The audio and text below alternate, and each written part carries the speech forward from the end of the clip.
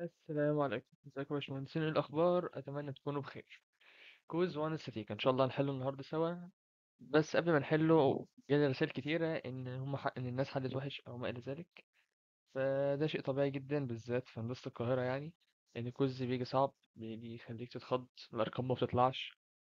كل الحاجات دي وارده يعني، حصلت مع الاغلب، فما تضايقش نفسك انت حلتش حق ولا حتى ولا مطلوب، عادي. اغلب الناس المفروض انها ما حلتش حلو، بس درجات لحد ما بتكون كويسه. الدكتور لو لقى الدرجات كلها وحشه فبيزود درجات كيرف معين كده. ما تشغلش بالك بيه، بس تفهم ان انت مش واقع، ما انتش غبي، ده شيء طبيعي جدا. بس استفدت انت بقى من الكويز؟ استفدت ان انت شفت الامتحان بيجي ازاي، شفت التوتر بيكون ازاي، شفت انت كنت غلطان في ايه وتحله ازاي. مثلا كانت مشكلتك السرعه، انت كنت عارف الافكار بس السرعه، فتبقى عارف انت مثلا محتاج تحل كتير. مثلا انت معرفتش تجيب الفكرة، فتعود ان انت حلتش اسئلة كتير او افكار متنوعة عشان تقدر تجيب الفكرة لوحدك. مثلا الارقام ما بتطلعش، فانت مثلا مش بتستخدم الآلة كتير، حاجات كتيرة قوي يعني.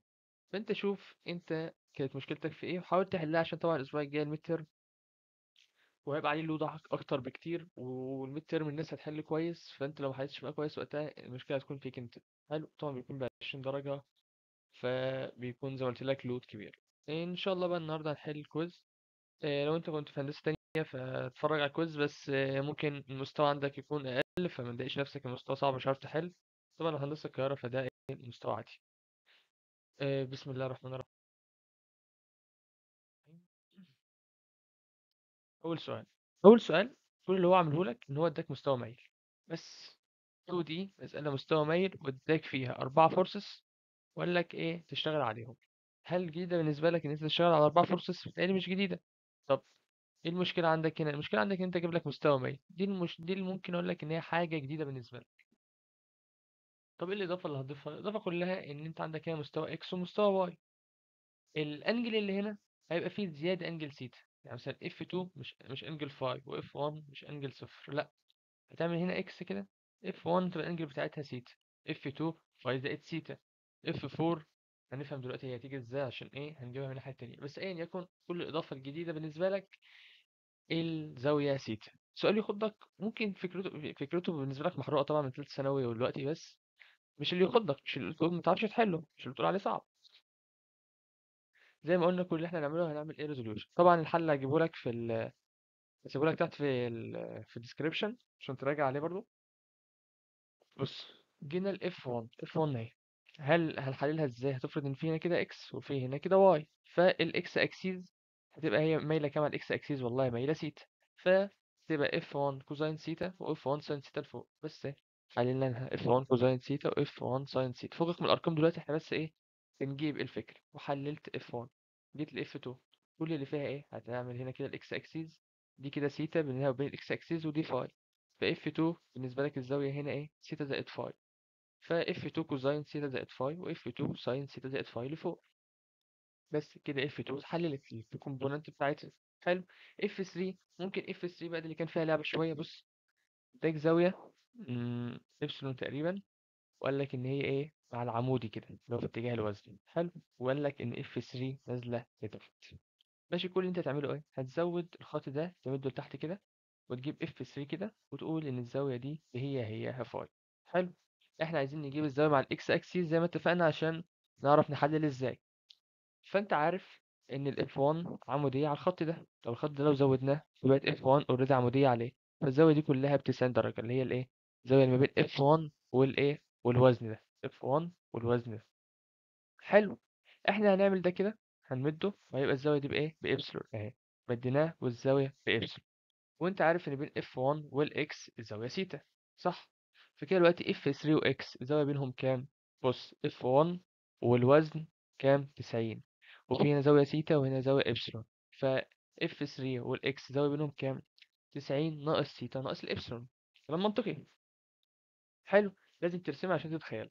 بس فهتقول والله كوزين الزاوية اللي احنا هنجيبها بقى، ان كان الرقم بتاعها هيبقى الكوزين هنا كده والساين لتحت. حلو. كده انت حللت اف اس. طبعا فكك قلت لك من الارقام، ركز في المسألة كفكر. نيجي ل F4. F4 بالنسبة لك مش معضل قوي. انت عارف ان دي 90 وقال لك ان دي ابسلون، احنا لسه متفقين ان في هنا زاويه سيتا، فالزاويه بتاعتها هتبقى سيتا زائد 90 زائد الابسلون زائد الفاي. لو انت هتحلل على الاكس، الاكس كده اللي هي البوزيتيف. طب لو انت عايز تحلل على النيجاتيف وخلاص يبقى اسهل لك، تفرض هنا زاويه بيتا زي ما انا فارض هنا كده، وتشوف دي كام وتشتغل على البيتا. والله كوزاين بيتا كده بقت بس في الاكس النيجاتيف، وساين بيتا في الواي. بس ايا كانت برضو الارقام، المهم ان انت لازم تكون فاهم ان احنا دائما بنشتغل على الاكس والواي مش على المستوى المايل، فالسيتا دايما حطها في الحسبان. حلو كده، كلام جميل. هتعمل ايه بقى دلوقتي؟ والله كل اللي انت هتعمله تجمع الاربع فورسز، جبت الريزلتنت، سكوير روت يا باشا، جبت الايه الماجنتيود. لحد دلوقتي في اي مشاكل؟ لا. فهو هنا عايز الواي كومبوننت اوف اف 4، المفروض جبته. الواي كومبوننت ريزلتنت جبته، الماجنتيود ريزلتنت جبته. الانجل قلنا بتيجي ازاي؟ بس ركز، عايز الانجل ريزلتنت مع الانكلايند بلين، يعني مش عايزها مع الاكس والواي. فانت هتجيب الزاويه مع الاكس والواي طلعت بايه ايا كان الرقم، هتطرح منها الثيتا. ليه بقى؟ عشان هو عايزها مع الانكلايند مش عايزها مع الاكس والواي. يبقى هتطلع معاك بكام؟ كده انت جبت الانجل. حلو. قال لك ايه بقى دلوقتي؟ قال لك عايز النيو فاليو اوف اف 4 لو الريزلتنت بقت نورمال، يعني لو الريزلتنت بقت هنا كده هتعمل ايه؟ عايز النيو فاليو اف 4 لو الريزلتنت بقت كده. فانت هتحلل الريزلتنت وهتسيب اف 4 كايه، كمجهول. طبعا انت معاك اليونت فيكتور بتاعها اللي هو كانت هنا نيجاتيف كوزين 14 وساين 14. فانت دلوقتي هتجيب الريزلتنت الجديده، هتشوف دلوقتي هتحللها هتبقى ازاي يمين وازاي لفوق، يعني الاكس كومبوننت بتاعها والواي كومبوننت بتاعها اهي. وبعد ما جبت يا باشا الاتنين دول هتعمل ايه؟ هتشوف ازاي. بص عشان حاسسك اتلخبطت، بص ركز معايا. بص يا هندسة، انت دلوقتي عندك الريزلتنت هنا كده، حلو. هتحللها ازاي؟ سواء هتحللها من على اليمين او من على الشمال، بس في المسألة هنا انا هحللها من على الشمال. تعالى نحللها يا عم من على اليمين. الزاوية مع الاكس كام؟ 90 زائد السيتا اللي احنا متفقين عليه. فهتقول والله ار كوزين 90 زائد سيتا، وهنا هتبقى ار ايه ساين 90 زائد سيتا. المهم هتظبط بقى من القانون، هيبقى نيجاتيف ار ساين سيتا وار كوزين سيتا. حلو. المهم هتقسمهم على بعض عشان نجيب اسهل معادلة ان احنا نقسمهم على بعض. هيطلع لك دلوقتي تان سيتا برقم، او الواي على اكس ايا يكن برقم. حلو كده. الواي على اكس برقم. هتجيب بقى الار واي والار اكس كايه، كايكويشن في اف 4. هتجمع الثلاثه فورسز اف 1 و 2 و 3 وتسيب اف 4 زي ما هي ايه، بالمجهول بتاعها، قصدي يعني كمجهول. ماشي. فوالله لما جمعناها طلع الرقم ده ناقص اف 4 كوزين 14، والار واي طلع برقم زائد اف 4 ساين 14. هتقسمهم على بعض المفروض يطلع نفس القسمة دي. حلو. طبعا احنا عملنا قسمناهم طلع ايه برقم، بس تعملها شيفت سولف يا باشا هيطلع لك اف 4. فالنيو فاليو المفروض كان انت جبتها. نرجع بقى تعوض بالاف 4 هنا والاف 4 هنا. جبت الار اكس الجديدة والار واي الجديدة، فتجيب لها السكوير روت كده انت جبت النيو ماجنتيود. مسألة ممكن أقول لك إن أول أربع مطالب مفيهمش أي فكرة. الفكرة كلها في إيه؟ في آخر مطلوبين. إزاي تشتغل لما تكون إيه اف 4 جديدة، وأنت أصلا بتشتغل الحاجات دي في 3 دي عادي. بس الفكرة بس في الريزوليوشن بتاع الريزلتنت الجديد. حلو، ده اللي ممكن أقول لك يلخبطك شوية. بس هي كفكرة زي ما قلت لك ما تعتبرش فكرة جديدة بالنسبة لك. أيوة أعتقد ده السؤال اللي أنت حليته يعني. نيجي للمسألة التانية. المسألة التانية والله بص زي ما اتفقنا في المسائل اللي زي دي. إيه... استنى كده، هو تقريبا الحل ده مش بتاع المسألة التانية صح؟ ده بتاع المسألة التالتة. ثواني كده، السلايدات كانت بس معكوسة. المهم دي كده المسألة التانية. حلو. المسألة التانية والله مسألة 3 دي عادية جدا. قال لك إن في هنا بي، قال لك إن في هنا كيو، قال لك إن في 3 تنشن. بالنسبة لك طبعا مسألة إيه سهلة، مش مشكلة يعني. البي والله اتجاه في الواي أكسيس، الكيو في النيجاتيف زد أكسيس، وهنا هتعمل 3 ريزوليوشن. الاي سي الكوردينيت معاك، الكوردينيت بتاعت اي والكوردينيت بتاعت سي، هتعمل بينهم اليونت فيكتور سهلة. حلو. الاي دي هتخلي بالك ان دي في الواي زد بلين ملهاش اكس. حلو. انت بتحددها هتحلل واحدة كده، واحدة هنا كده او دي، واحدة اي او كده.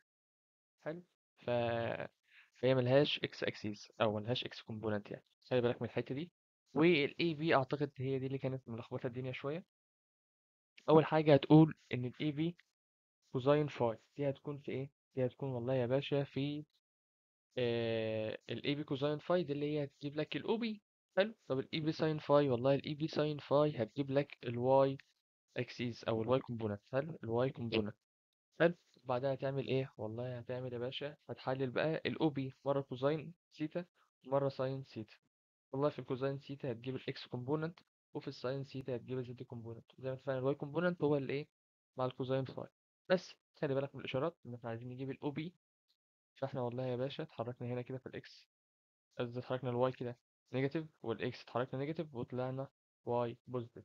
ماشي. طبعا تخلي بالك كويس جدا في الزوايا، عشان ايه زاويه واحده بس غلط تغير لك الدنيا. حلو. مالكش دعوه بالارقام برضو زي ما قلت لك، عشان ممكن ايه يكون في رقم غلط. وغالبا هي في المسألة تقريبا كان في رقم غلط يعني. أنا هبعت لك الحل المظبوط، بس انت تقريبا كان في رقم غلط، فكك منه دلوقتي. حللت القوة يا باشا. هتعمل ايه بعد كده؟ والله هو قال لك ان هي تبقى في حالة equilibrium. فانت هتسويها. هتعمل 3 معادلات في 3 مجاهيل، موضوع سهل جاهزة. هتجيب الاي بي الاي سي الاي دي. حلو. زي ما قلت لك مالكش دعوة بالارقام. بس انت كده جبت 3 دول. هو عايز الانجل بين اي بي اند اي سي. هتجيب اليونت فيكتور الاي بي في اليونت فيكتور الاي سي، ده شيفت كوزاين هيديك الانجل. عايز المومنت بتاعة البي والاف. هو كتبها كان قصده كيو يعني مش الاف. المومنت بتاعة البي والكيو. طبعا الرقمين جاهزين، تعملهم في ديترمينانت واحد يا باشا هتجيب المومنت. ماشي.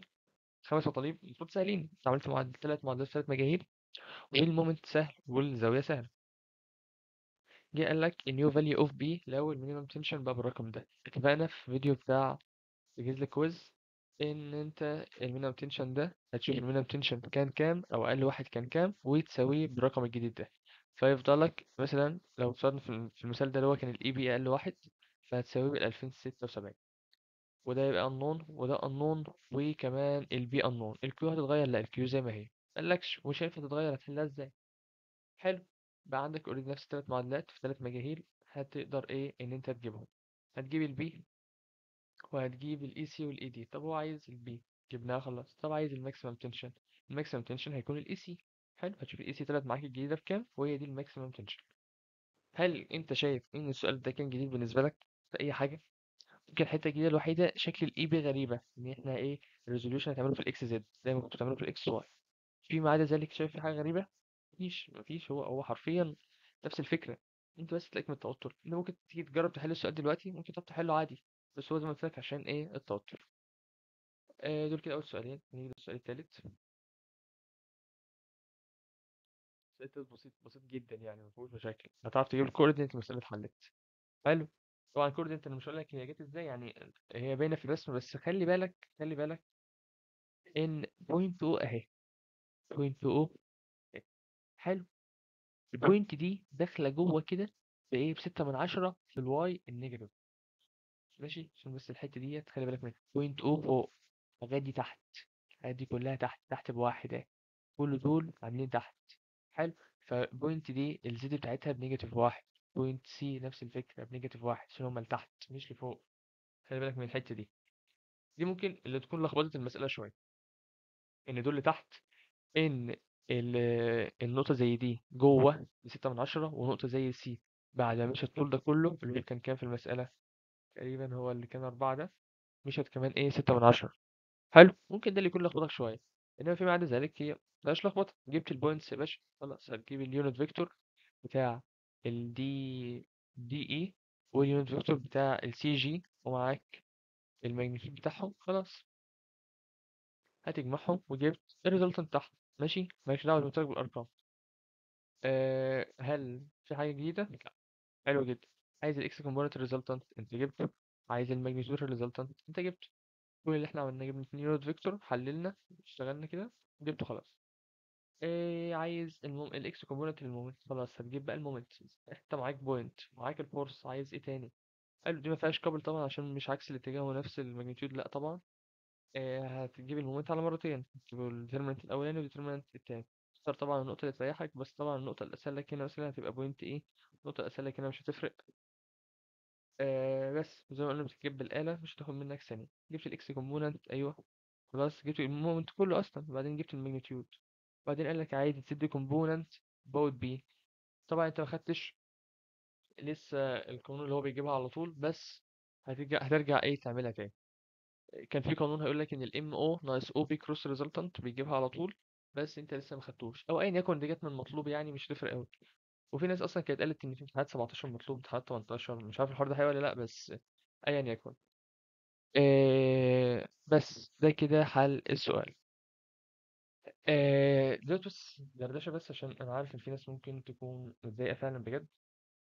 عايز تعرف ان المادة دي بالذات في كل المواد اللي في هندسة يعني هي توفيق من عند ربنا، مش شطارة خالص منك، هي توفيق. فانت متوفقتش ده ان شاء الله هتوفق في اللي جاي، لو انت بتجتهد وتذاكر بجد فان شاء الله انت تتوفق.